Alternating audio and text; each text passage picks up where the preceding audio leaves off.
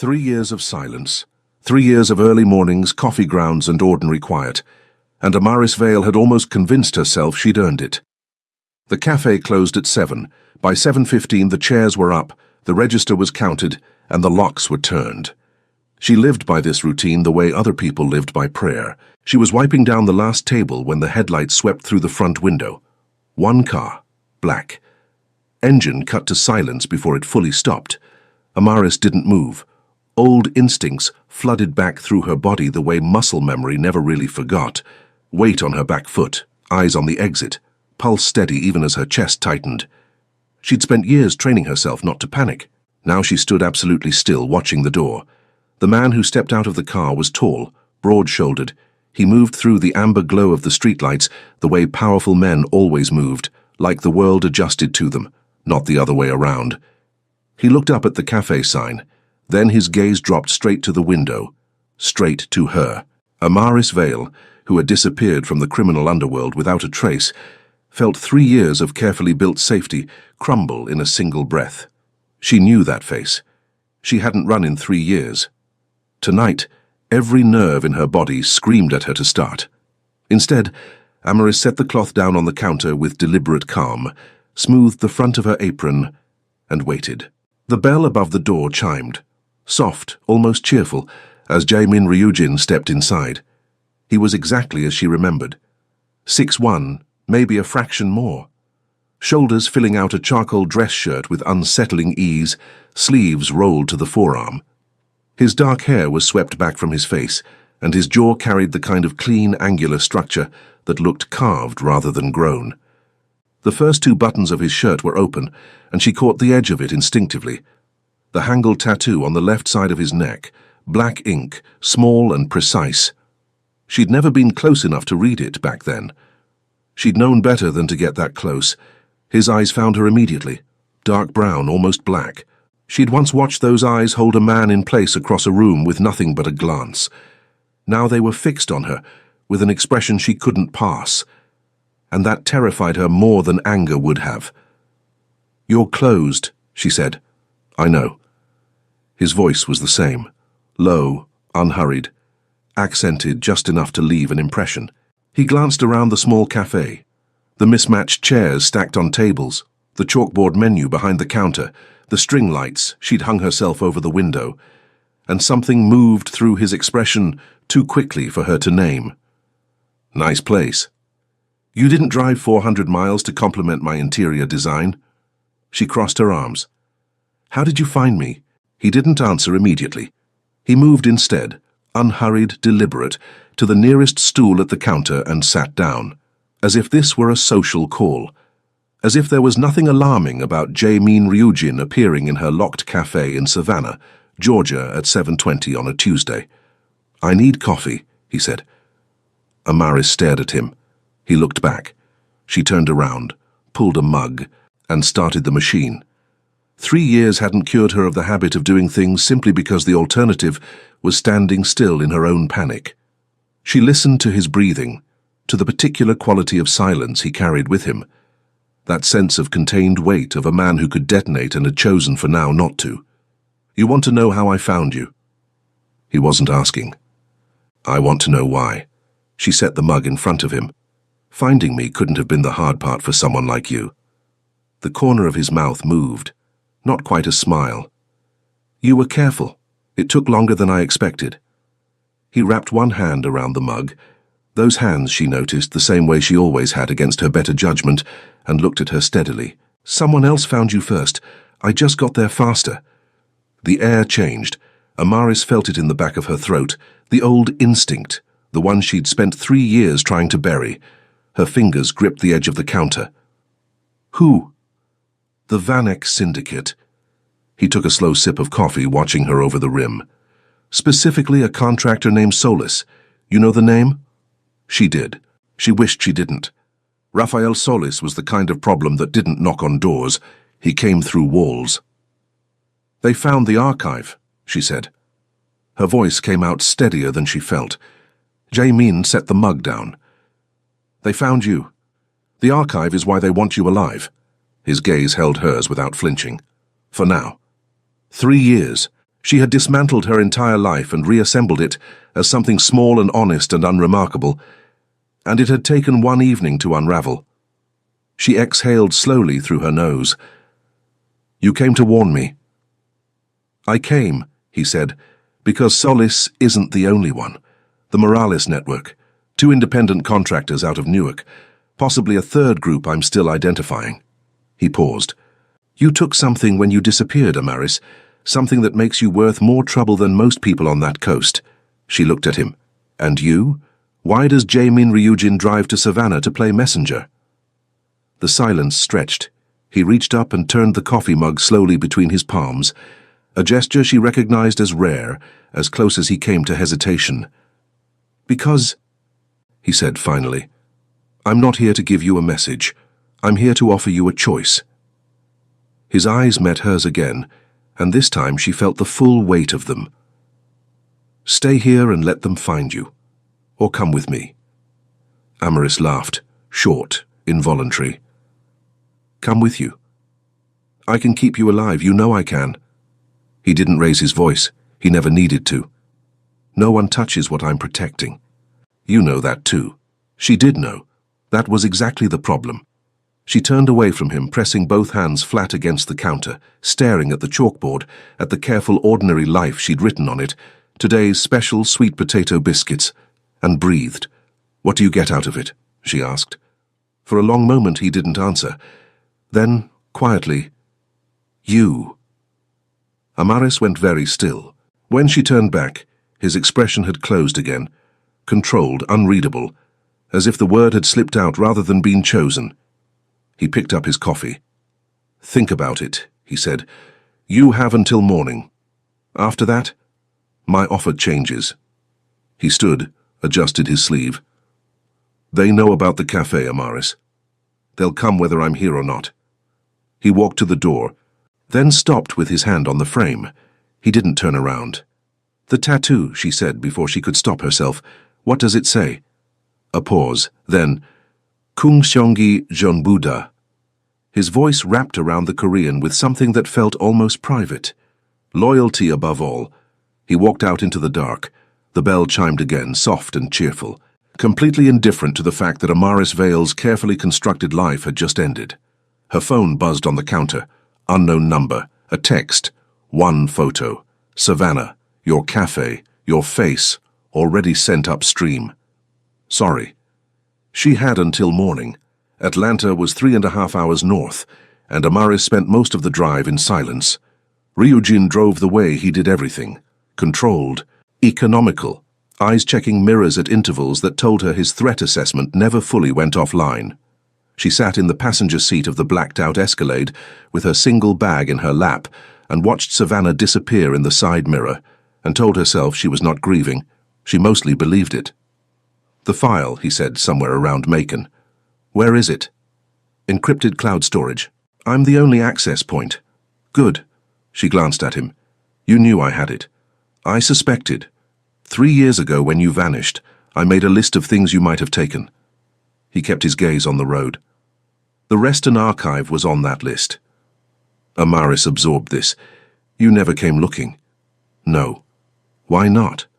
The highway lights strobed across his profile at intervals, jaw, cheekbone, the sharp, composed geometry of a man who'd learned very early to show nothing.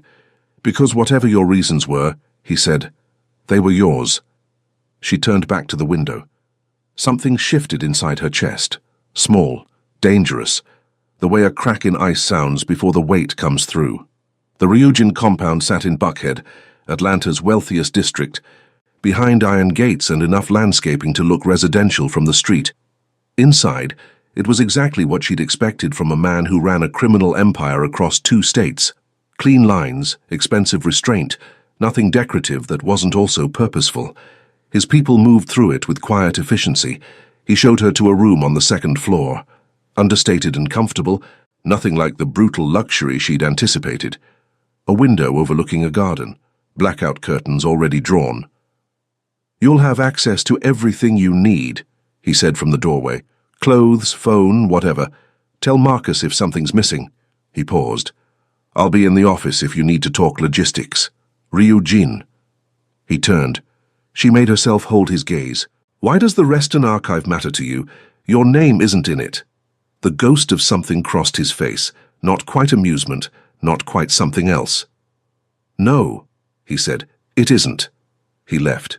She sat on the edge of the bed for 10 minutes, listening to the compound settle around her, then got up and started cataloguing exits. By the third day, she'd mapped the full property and identified 3 things.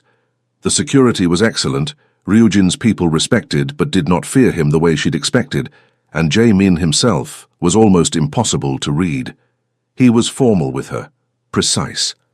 He briefed her every morning on threat assessments, Solace's last known location, movement from the Morales network, the status of the third unknown group, with the clean focus of a man running a military operation. His Korean staff treated her without hostility, which surprised her. His second, a compact, watchful man named Yoon, handed her files without commentary. What Ryujin did not do was make her feel like a prisoner. She noticed him noticing that she noticed. "You expected a cage," he said on the 4th morning over coffee in the kitchen. It was early. She'd been up before dawn from habit, and he'd come down to find her already seated at the island with a mug and a surveillance file she'd borrowed from the briefing room.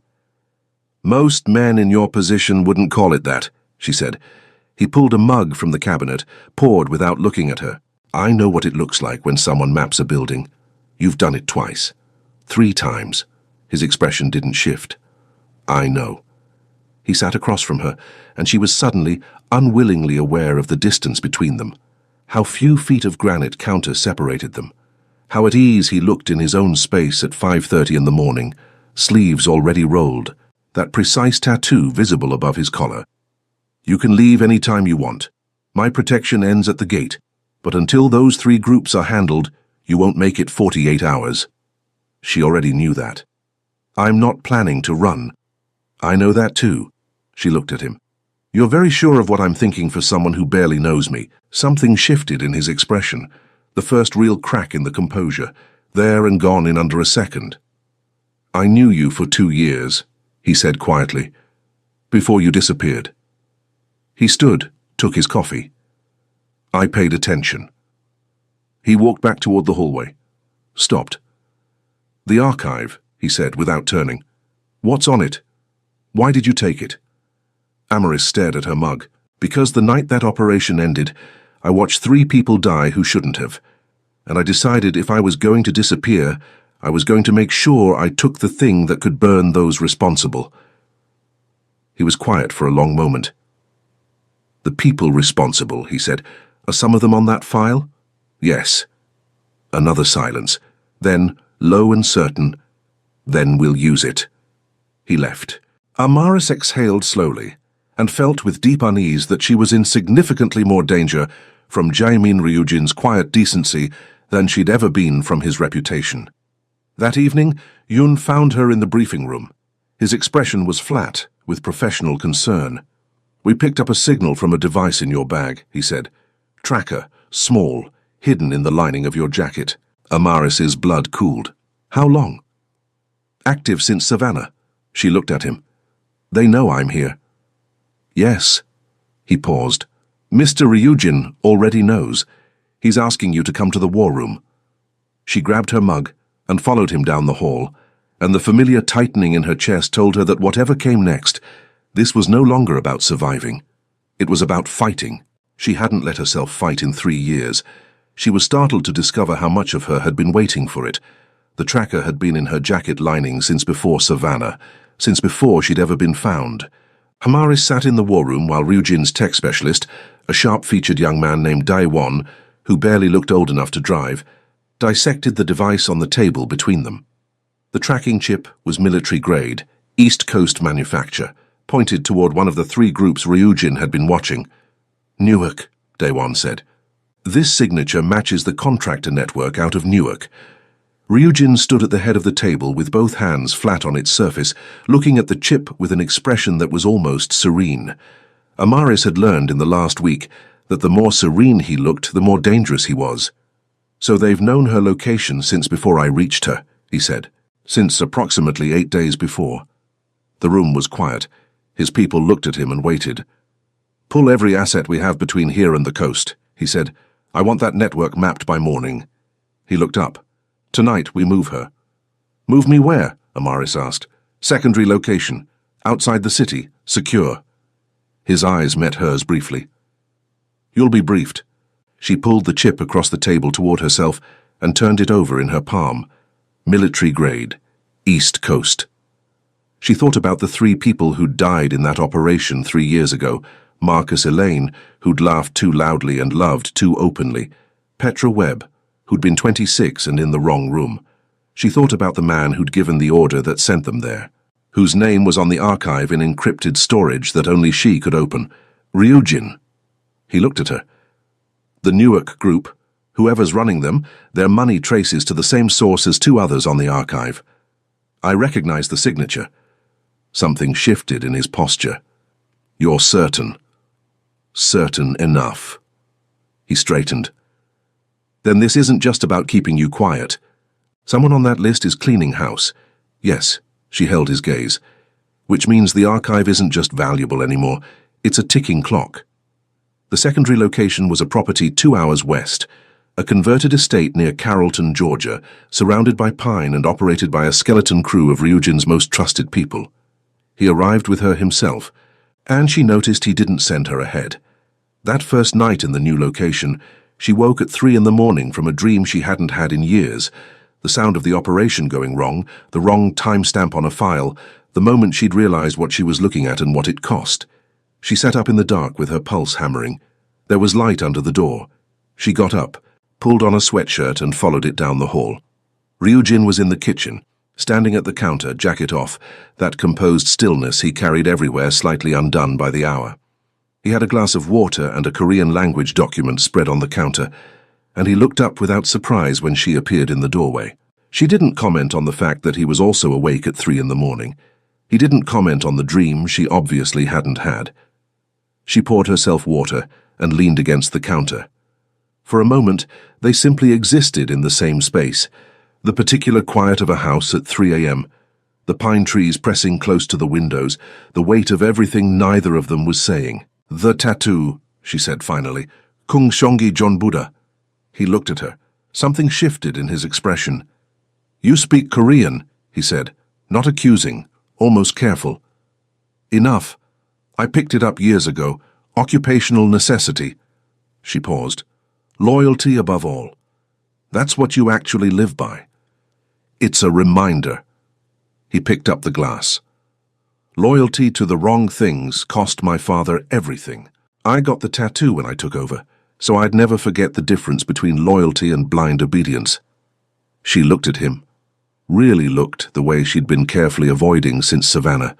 The sharp jaw, the composed face, the thing behind his eyes that he never let reach the surface. She thought about 2 years of moving through the same world as this man, and understanding him less the longer she'd watched. Why did you actually come to Savannah? She asked. The kitchen was very quiet. I told you. You told me the strategic reason. She held his gaze. I'm asking for the real one. He set the glass down, and the composure slipped. Just enough, just for a moment, and she saw something beneath it that she hadn't been prepared for. Not danger, not calculation. Because when I heard your name connected to a death contract, he said, voice low, I couldn't sit still. The silence between them changed texture. Amaris looked at the counter. Her pulse had shifted from the dream echo into something else entirely, something she had no operational framework for.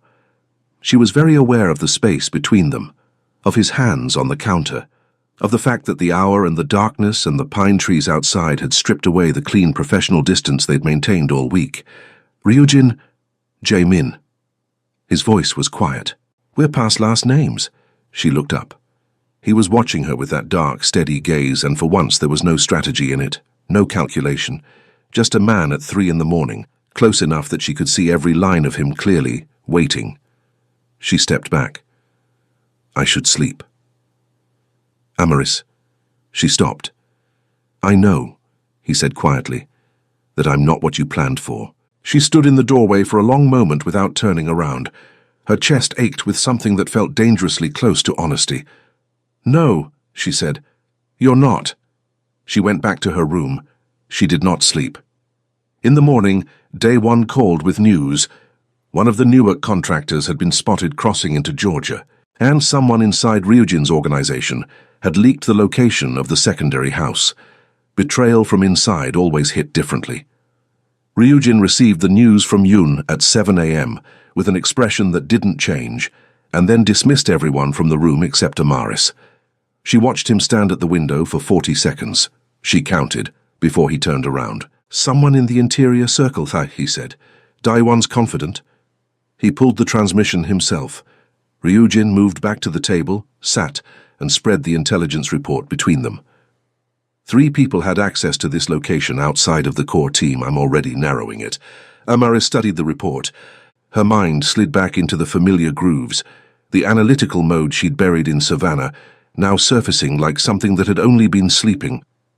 She cross-referenced the transmission window with the access logs, pulled 2 names, and pushed the paper toward him. He looked at it, then at her.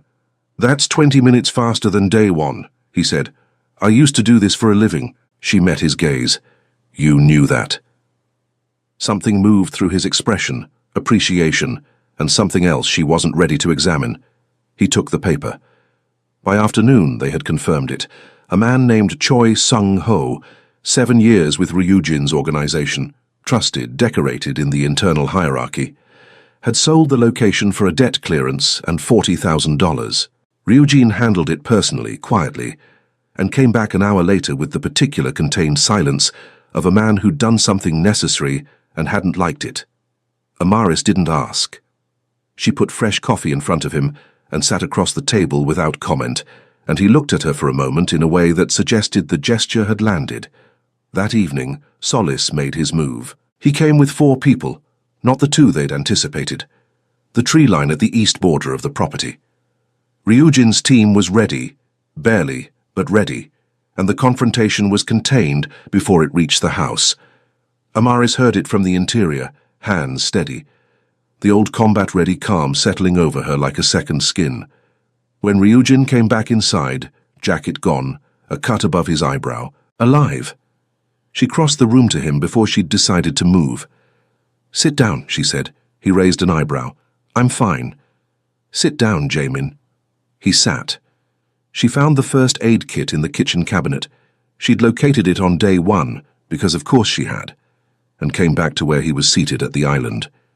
He was watching her with that dark, unreadable attention as she stepped between his knees to reach the cut, and she felt the awareness of it crackle through her awareness like a live wire. She focused on the wound, cleaned it. His breathing was steady. "You could have stayed back," he said. "So could you." She pressed a butterfly closure into place, careful, precise. "You didn't have to be on the east border personally. One of mine made the mistake that exposed us. It was mine to correct." She looked at him. They were close, closer than she'd allowed in days, and his eyes were on her face with an intensity that made her breath shorten. "Kung Songi John Buddha," she said softly. His jaw tightened. "Yes." Her hand was still near his face. Neither of them moved.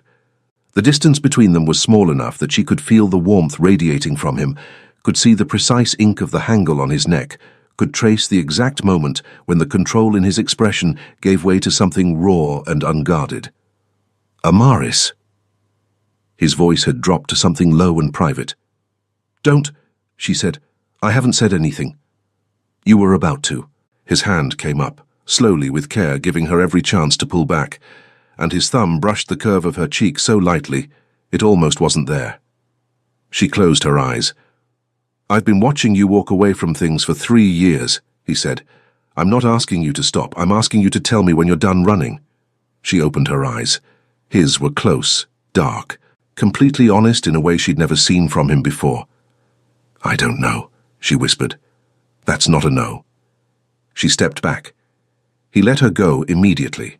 No resistance, no recrimination. And that, somehow, was worse than if he'd tried to hold on. She pressed her palm flat against the counter and breathed. "The Newark crew," she said. "Solis was only half of it. Whoever hired him is still active. We need to move on the archive before they regroup. Agreed. His voice was level again, composed. She looked at him. He looked back. And underneath the composure she could see it. The restraint, the patience, the quiet that was not the absence of feeling but the deliberate housing of it. Jae-min. Dae-won appeared in the kitchen doorway. I found the third group. His voice was tight. It's not a criminal network. He looked at Ryujin, then at Amaris. It's a federal unit running an unofficial operation. Someone inside law enforcement is on the archive. The silence stretched cold and sharp. They won't stop, Dae-won said. Not now that she's been located. They have authorization to terminate the asset. Amaris felt the floor of everything shift beneath her. Ryujin stood. How long do we have?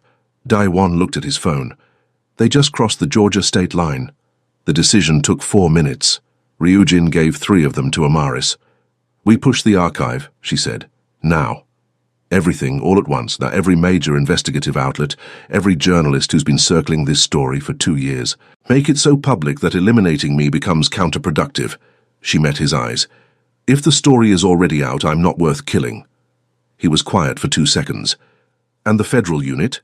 The moment that archive goes public, every name on it has a legal problem, including the ones running that unit. They'll need to protect themselves, not chase me. Ryujin turned to Yoon. Get her everything she needs. Secure uplink, full bandwidth. The rest of my people. Handled. He looked at Amaris. How long to release? 20 minutes. He nodded. You have 15. I'll cover the rest. She worked with the focus she hadn't felt in 3 years. Clean, precise.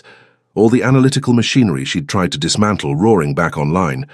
She unlocked the archive, sorted the distribution package she'd built as her original contingency, and pushed it to 17 recipients simultaneously. Journalists, oversight organizations, a federal watchdog she'd identified 2 years before the operation as the one honest office in 3 corrupt floors. At 11 minutes she sent the last transmission. At 13 minutes the first confirmation came back. At 16 minutes, Jae-min Ryujin walked through the door with his phone, turned the screen toward her, and showed her the first headline loading in real time. The silence lasted exactly 3 seconds before Amaris started laughing, not the short, involuntary kind from that first night in the cafe, but real laughter, the kind that came from a chest that had been holding its breath for 3 years. She pressed a hand over her mouth. He watched her with something in his expression that she'd stopped trying to name because naming it made it too real. The federal unit turned around somewhere near the Georgia-Alabama border. The story was already running. 3 days later, when the immediate threat had collapsed into controlled chaos, lawyers, journalists, an emergency congressional inquiry that absorbed every resource their pursuers had, Ryujin found Amaris in the garden at the Carrollton property. Evening. The pine trees long and gold in the late light. She was sitting on the low stone wall with her defined curls loose around her face for the first time since Savannah. And she looked, for the first time since Savannah, like someone who was not calculating an exit. He sat beside her. Close. Neither of them pretended distance was the point anymore. You could go back, he said. Start over somewhere else. New name. The archive is public now. There's no reason to stay. I know. You're not leaving. She turned to look at him. In the evening light, with the composed armor down, and only the man remaining, Jae-min Ryujin was more than she'd been prepared for. Steadier, more honest, more careful with her than anyone had been in longer than she could remember. You told me in Savannah that you came because you couldn't sit still when you heard my name, she said. Yes. Why? He looked at her for a long moment.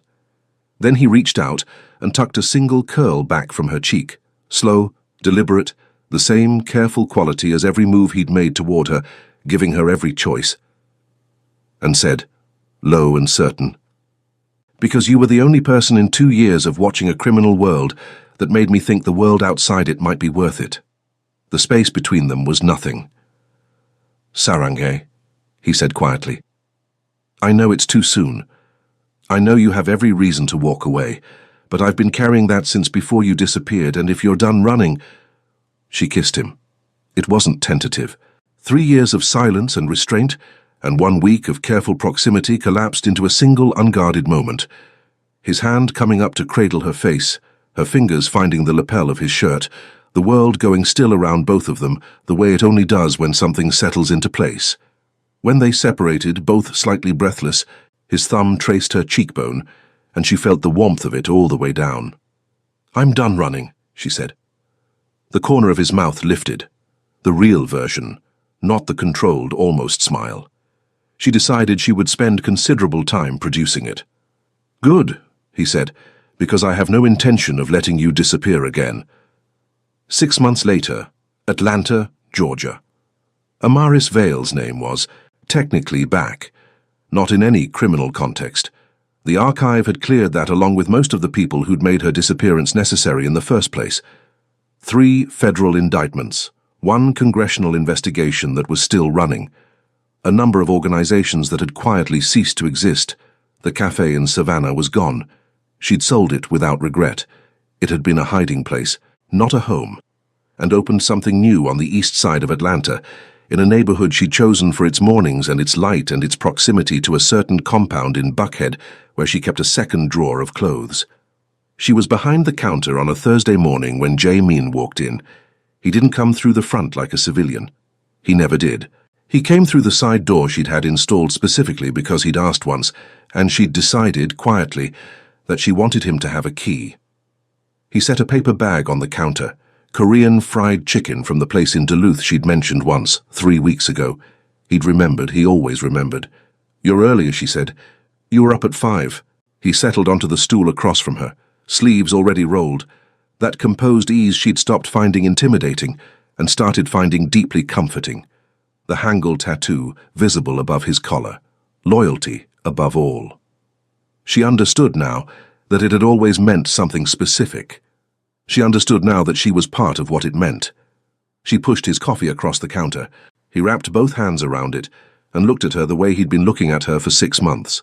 Steady, certain, with no trace of the distance he'd once kept between them. "The Reston inquiry," she said. "Final testimony wrapped yesterday." "I know. Yoon told me." He paused. "It's over." "It's over," she agreed. The morning light came through the east window and fell across the counter between them, and outside the city moved through its ordinary Thursday, and Amaris Vale stood in a place she'd actually chosen. Not built from fear, not designed for invisibility, but chosen deliberately, for this exact quality of light and this exact man drinking her coffee and the particular steadiness of a life she was no longer running from. "Achim meogeoseo?" he asked. "Did you eat breakfast?" She smiled. Learning to ask in Korean doesn't make it less annoying. "It works better in Korean. Eat your chicken, Jae-min." He smiled. The full version, the real one. The one she'd catalogued every variation of, and the morning continued around them, unhurried and warm and entirely theirs,